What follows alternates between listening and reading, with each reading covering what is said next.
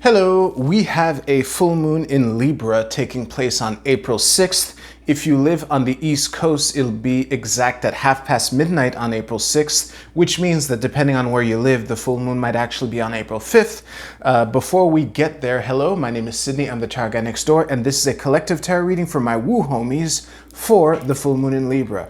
The question that I shuffled on for the tarot reading, I'll be doing a 5x3 mini tableau. The question that I shuffled on is, how can we be better members of the community? I think explaining why specifically would be far too long, but given what I do with these readings, given the last couple of readings, and given that this is a full moon in Libra, this really, to me, is the perfect question to ask. And as always, I have 3 oracle cards to the side for you to choose from. You can choose which one, 2, or all 3 resonate with you the most while I do this. And for Aries season, I have chosen the Knight of Cups as our collective signifier. And remember, I do not do reversals when I do a tableau.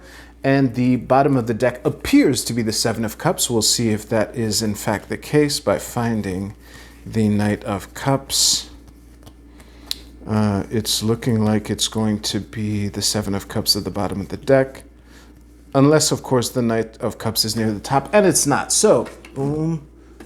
1, 2, 3, 4, 5. And 1, 2, 3. There's that King of Cups again. 4.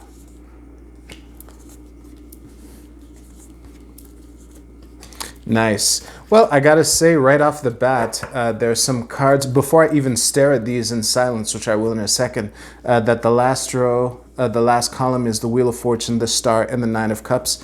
This is looking optimistic right out of the gate, but we shall see after I've spent a bunch of time staring at it. I'll see you right now. I'm not going to belabor the tarot portion of this reading for too long because there are a lot of themes that have come up in the past in these readings that are kind of coming to a head in this tableau. I would say that a good summary of this reading is that we can be better members of the community by keeping our wits about us, being centered, and being there for people in their time of need. There is also an element of nostalgia represented in the 6 of Cups here, which has come up in a couple readings, I think back in Capricorn season. But there are a few things that I find interesting in this spread that I just want to point out. And I'll try to make sense of what I can, like, without too much, I don't think they're vital to interpreting the reading, which is why I don't want to spend too much time talking about them, but they might resonate with someone, and I think it's interesting. So there are a lot of doubles in this reading. We have 2 Knights, we have 2 2s, we have 2 8s, we have 2 9s, we have 2 5s. It's really interesting to notice the amount of duality that is represented in this reading, which might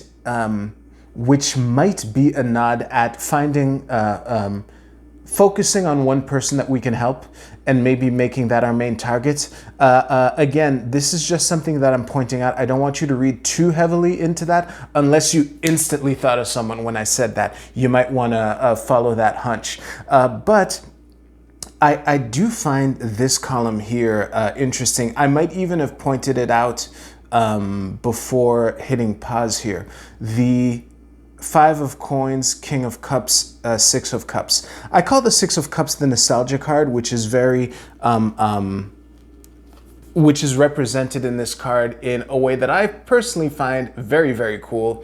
I do want to point out, I don't think there's any way that this is both the same boy and the same dog, but regardless of that, it is a really cool illustration of the message of nostalgia that is in this card. And I think that this is a theme that has come up before, in the sense of a thing that we can do, that we were invited to do, is to try to create little pockets of the old world, even though it is gone for good. Yeah. And the other thing that I want to focus on, and I think this is more important than other things that I mentioned. I really find it interesting to see what this chaotic Five of Wands here is surrounded by. It has the Knight and the King of Cups. It has Death and the Two of Swords.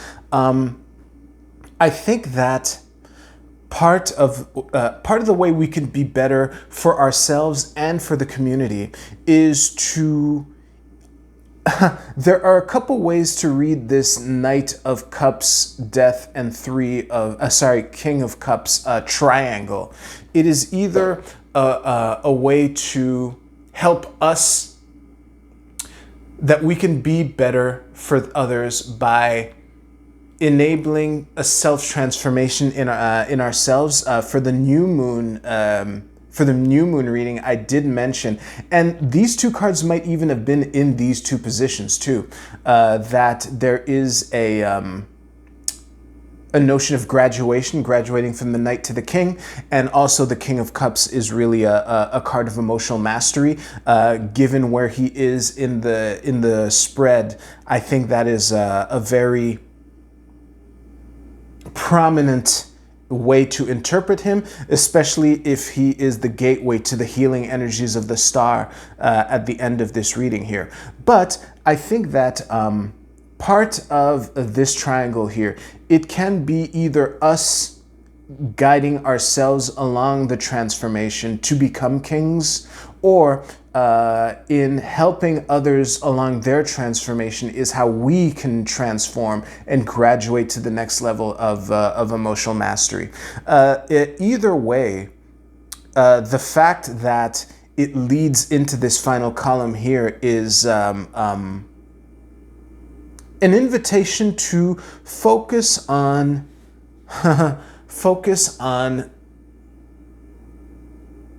bringing about as much healing and joy and abundance as we can. The abundance represented by this Nine of Coins here that is right under us, and also the Knight of Coins at the top here being a reminder to not give up and to do it slowly but diligently.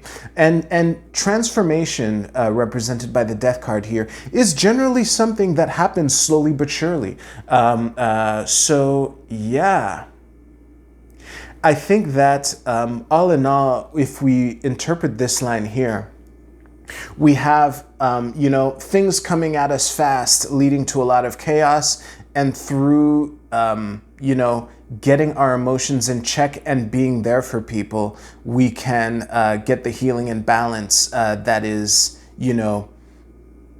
indicated at the end of this reading, What else did I want to talk about?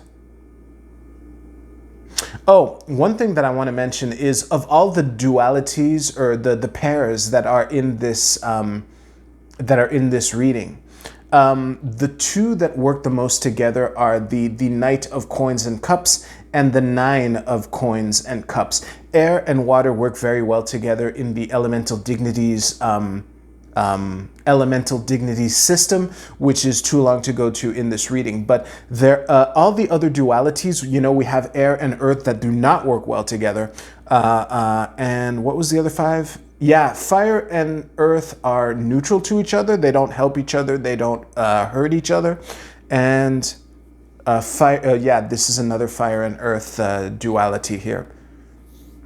So all in all, I think that we have an opportunity to create our own luck by becoming the best version of ourselves, and that involves either helping people cross the threshold of chaos that lies ahead of us, and becoming even better versions of ourselves in the process, or to be there for the people who need the healing, who feel left out in the cold, who feel at a loss, and either through our emotional centeredness, bringing the healing that they need, or to at least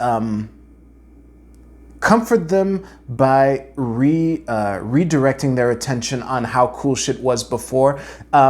In some contexts, that can be a helpful thing to do, in others not. So I trust you to use your judgment as to how applicable that is in whatever situation you find yourself in. But I do want to wrap up with the Seven of Cups here. The Seven of Cups is it's telling us a bunch of things. I think that the main things to take from the Seven of Cups at the bottom of the reading, binding everything together, is the notion that there's a chance that we're going to make mistakes, and to be okay with that, and to not let our fear of picking the wrong cup freeze us and prevent us from making any choice. And it could also be a nod to all the confusion that might surround us, maybe contributing to the chaos that's in the middle of this whole reading. So yeah, don't let analysis paralysis trap you into remaining static when you or on the flip side, panicking and letting this chaos drag you into it and losing your wits, and that therefore almost guarantees that you pick the wrong cup, you know? Yeah, I think I covered most of it. I would like to move to the Oracle card portion. Oh, and by the way, for the Oracle cards, I shuffled on what does this group need to know. So if you picked the Wisdom of the Oracle, your card is Imagine. This is really cool. I think this is an invitation, a pretty clear invitation to not lose sight of your idealism, not lose sight of what is possible, and that might be how you can be that guiding light, both to yourself. Oh yeah, imagining can also be imagining what kind of person you can become in order to be the person that the people around you need. That is an excellent way to become a better part of the community. And also through your imagination, be that beacon of hope that you can use to help guide people towards their wish and healing and luck indicated in this final row here. If you chose the Archetype card, your card is Guide. Holy shit, you can't make this stuff up. You know, every now and then one of these cards, actually this is true for both of these cards, both of these decks. Every now and then the card that I pick throws me off for a loop, but this one is pretty clear, basically a silent nod to this whole reading. The Light attribute reads, represents the nature of the divine in life and in yourself. The Shadow attribute places financial gain and control over imparting spiritual insight. Given the reading, this is a clear, the Light attribute is what comes to the forefront pretty clearly. So, and the funny thing is the Light attribute, it plays very well into what I just said for the Imagine card. Let me see, represents the nature of the divine in life and in yourself. Yeah, so be a guide for others and a guide for yourself. Yeah, for those of you who chose this card, before I flip it over, I just want to thank you for taking this leap of faith with me. Of this deck, there are 2 out of 3 cards that I'm kind of gonna discover what they mean organically by reading them. I read the guidebook for this Angelorium deck of emanations. I read the entire guidebook, and it's pretty clear that for the 22 angels, the author was pretty in the descriptions, it was kind of clear that he wanted us to figure out what the cards mean for ourselves. So your card is Simikiel, Angel of Vengeance. This is very interesting given the reading here. Give me a second to stare at this card and see what I can discover. All right, the reason that I wanted to take a moment to read this card is because my initial reflex was that this was a warning against giving into the temptation to get revenge. And I wanted to make sure, but there's one thing that I noticed here. This angel, there's a hole in his head. And I think that this reinforces my initial reading of the card. And it could be a warning either for you who picked this, or it could also be a warning that there might be people around you who might be tempted by the allure of vengeance, and a reminder that you know, when you stare deep enough, when you stare long enough into the void, the void stares back at you. And sometimes, if you're too hell bent on revenge, you end up losing your head, and losing your head is the exact opposite of what you're being invited to do in this reading. So try to keep that in mind. But that being said, I think this is a good place to wrap up the reading. If this reading resonated with you in any way, please give this video a like, and I will see you in a couple weeks for the eclipse that is taking place just before Aries season ends. This is going to be another good one, all right? You take care. I'll see you soon.